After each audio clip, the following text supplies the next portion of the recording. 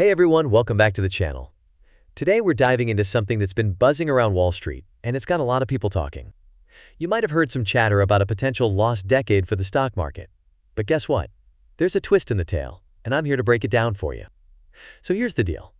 Recently, there's been this narrative floating around, suggesting that the stock market might be heading into a period where returns could be pretty dismal. Sounds scary, right? But let's take a closer look at why this might not be the case. First off, let's talk about market strength.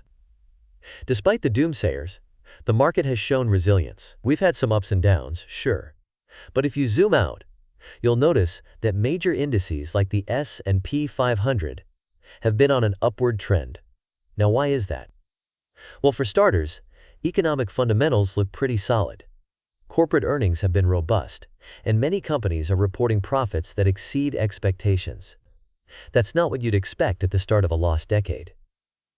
Now, let's address this lost decade idea directly.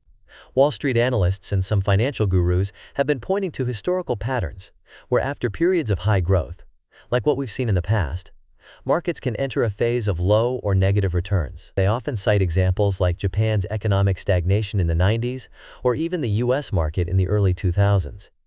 But here's where it gets interesting. The market conditions today are different. Here's why.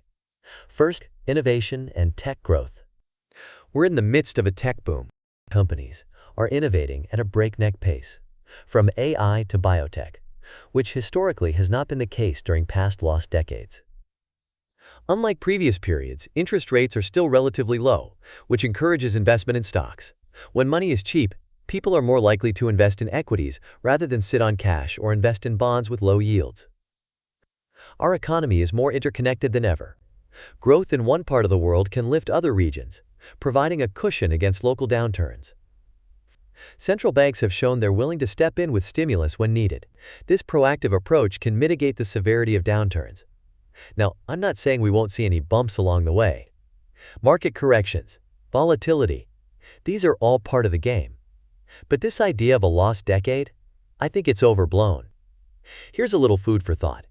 Even if returns are lower than what we've been accustomed to, if you're investing for the long haul, history shows that time in the market beats timing the market.